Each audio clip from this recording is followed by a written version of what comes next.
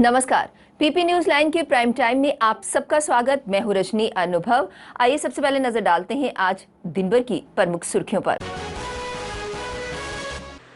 जम्मू संभाग के राजौरी जिले में ठंडा मंडी क्षेत्र में आतंकी और सुरक्षा बलों के बीच मुठभेड़ में 2 आतंकी ढेर।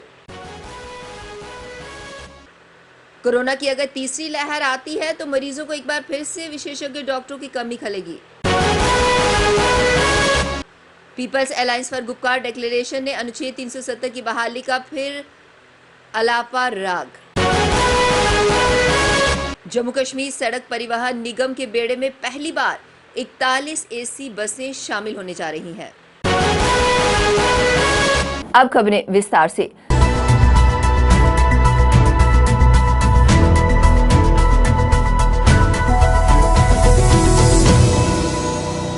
जम्मू संभाग के राजौरी जिले में ठंडा मंडी क्षेत्र में आतंकवादियों और सुरक्षा बलों के बीच मुठभेड़ चल रही है। अभी तक 2 आतंकियों को मार गिराने में सफलता मिली है। मुठभेड़ में मारे गए और अन्य घिरे हुए आतंकी दक्षिण कश्मीर से राजौरी पहुंचे थे। इस आतंकी समूह में 2 विदेशी आतंकवादियों के होने की आशंका भी है। पिछले 2 सप्ताह से खुफिया एजेंसी इसी आतंकी समूह पर इलेक्ट्रॉनिक सर्विलांस के जरिए नजर रख रही थी। आतंकियों के राजौरी पहुंचने का इनपुट मिलते ही सुरक्षा बलों की संयुक्त टीम ने ऑपरेशन शुरू किया। इस दौरान घेरा सख्त होते देख आतंकी फायर करने लगे। जवाबी कार्रवाई के साथ मुठभेड़ शुरू हो गई। आपको बता दें कि घाटी में खात्मे की कगार पर पहुंच चुके आतंकी संगठन अब जम्मू संभाग में आतंकी गतिविधियां तेज करने में जुटे हैं।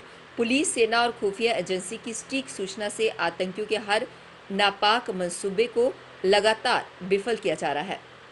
कोरोना की अगर तीसरी लहर आती है तो मरीजों को एक बार फिर से विशेषज्ञ डॉक्टरों की कमी खलेगी। अस्पतालों में खाली पदों को भरने के लिए सरकार के तमाम प्रयास विफल दिख रहे हैं। सरकारी अस्पतालों में नौकरी करने के लिए डॉक्टर भी कोई रुचि नहीं ले रहे हैं। इस कारण पद भरने में भी परेशानी हो रही है। अस्पतालों में बेड बढ़ने से अनुपात में डॉक्टरों व पैरामेडिकल स्टाफ की नियुक्ति नहीं हो पाई। कई पदों पर अकादमिक प्रबंधन के तहत नियुक्तियां कर काम चलाया जा रहा है। जीएमसी और सहायक अस्पतालों में कुछ महीने पूर्व फैकल्टी के 150 पदों पर नियुक्तियां प्रक्रिया शुरू हुई थी, लेकिन इनमें डॉक्टरों ने कोई रुचि नहीं दिखाई। इन पदों के लिए 50% डॉक्टरों ने ही आवेदन किया। अभी प्रशासन को ये संदेह है कि 50% पद भी भर पाएंगे या नहीं। जीएमसी के एक वरिष्ठ फैकल्टी सदस्य का कहना है कि जिन 75 डॉक्टरों ने आवेदन किया है उनमें से 40 ही ज्वाइन करेंगे। People's alliance for Gupkar declaration ने अनुच्छेद 370 की बहाली का राग फिर अलापना शुरू कर दिया है। पीएजीडी जम्मू कश्मीर में 5 अगस्त 2019 से पूर्व संवैधानिक स्थिति की बहाली और अनुच्छेद 370 को वापस पाने के लिए संसद देश की जनता का द्वार खटखटाएगा। ये फैसला वीरवार सुबह नेशनल कॉन्फ्रेंस के अध्यक्ष और पूर्व मुख्यमंत्री डॉक्टर फारूक अब्दुल्ला के आवास पर हुई पीएजीडी की घटक दलों के वरिष्ठ नेताओं की बैठक में लिया गया। गौरतलब है कि वीरवार को जम्मू कश्मीर से अनुच्छेद 370 को हटाए 2 साल पूरे हो गए हैं। डॉक्टर फारूक पीएजीडी के अध्यक्ष हैं, जबकि पीडीपी के अध्यक्ष व पूर्व मुख्यमंत्री महबूबा मुफ्ती पीएजीडी की उपाध्यक्ष हैं। पीएजीडी का गठन बीते साल अक्टूबर में किया गया था। पीएजीडी का मकसद अनुच्छेद 370 और 35A को फिर से बहाल करना और जम्मू कश्मीर पुनर्गठन अधिनियम को रद्द कराना है। जम्मू कश्मीर सड़क परिवहन निगम के बेड़े में पहली बार 41 एसी बसें शामिल होने जा रही हैं। सितंबर तक इन बसों को शामिल किया जाएगा। ये पहला मौका है जब आम लोगों को सरकारी एसी बसों में सफ़र करने का मौका मिलेगा। इनको अंतर जिला मार्गों पर भी चलाने की तैयारी है।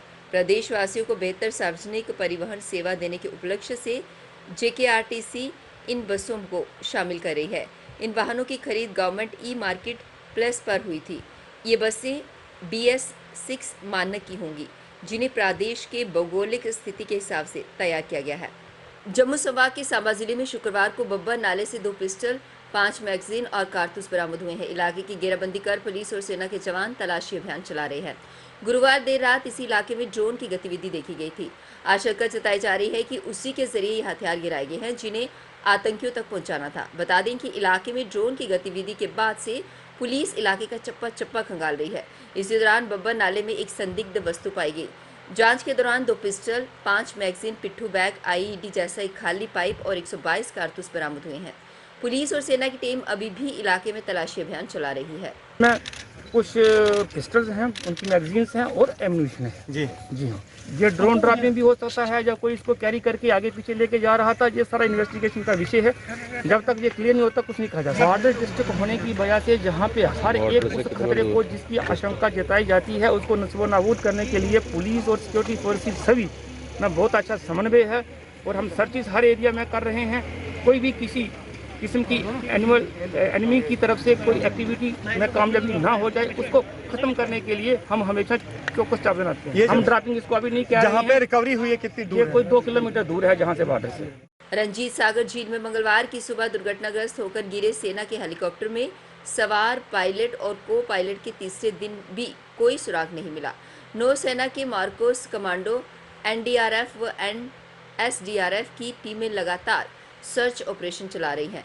वीरवार को इन टीमों ने मलबे की तलाश में गहरे पानी में मेटल डिटेक्टर की मदद ली, परंतु सफलता नहीं मिली। इस बारे के अनुसार गहरी झील में डुबकी लगाने के साथ ही स्पेशल फोर्स के जवान अब तकनीक का भी सहारा ले रहे हैं। गहरी डुबकी के दौरान बोट में बैठे अधिकारियों से संपर्क करने के लिए यंत्र लगाए गए हैं। इसके साथ गहरी डुबकी के दौरान हेलीकॉप्टर के हिस्से को तलाशने के लिए मेटल डिटेक्टर की भी मदद ली जा रही है।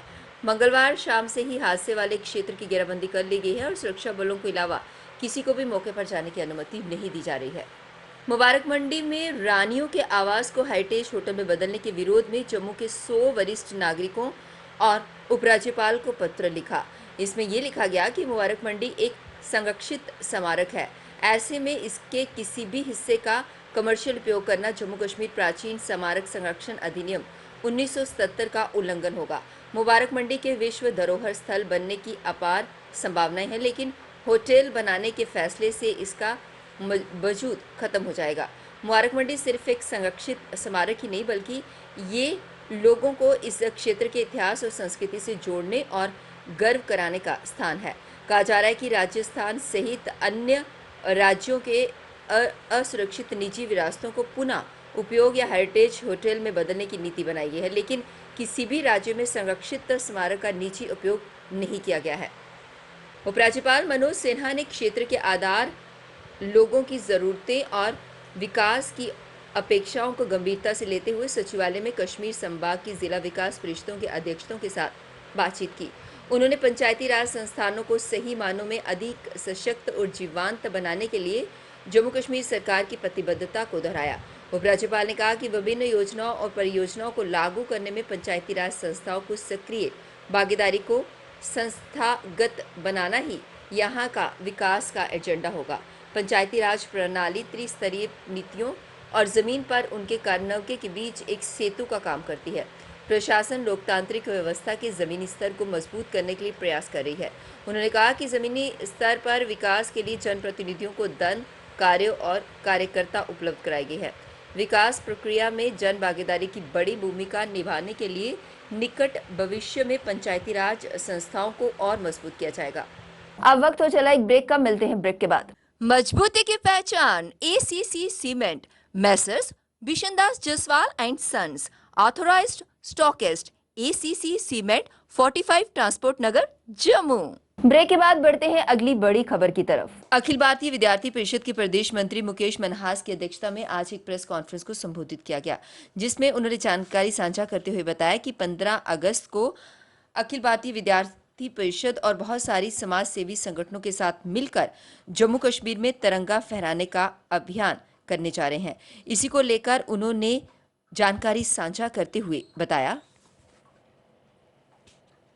1200 वर्षों तक गुलाम रहा है। उस 1200 वर्षों की गुलामी के बाद आज हमको ये आज़ादी मिली है और इस आज़ादी के हम आज 75 वर्ष हम लोग जो हैं वो सेलिब्रेट करने जा रहे हैं। तो इस 75 वर्ष को कैसे हम लोग हिस्टोरिकल बना सकते हैं, तो विद्यार्थी परिषद ने एक बहुत बड़ा अभियान लिया है। मैं आपके माध्यम से यह कहना चाहूँगा कि इस अभियान में समाज के प्रत्येक नागरिक को जुड़ना चाहिए, समाज के प्रत्येक विद्यार्थी को जुड़ना चाहिए, समाज के प्रत्येक युवा को जुड़ना चाहिए और सभी सोशल ऑर्गेनाइजेशन के साथ मिलकर विद्यार्थी परिषद ने इस अभियान को लिया है। उसी अभियान के रिलेटेड जो है आज हम लोग अपना पोस्टर लॉन्च हम लोग करने वाले हैं। तो अभी मैं रमनीक जी से आग्रह करूंगा कि एक बार वार्ड नंबर 17 की काउंसलर निधि मंगोत्रा ने आज अपनी वार्ड में 25 लाख की लागत से गली और नालियों के कार्य की शुरुआत करवाई।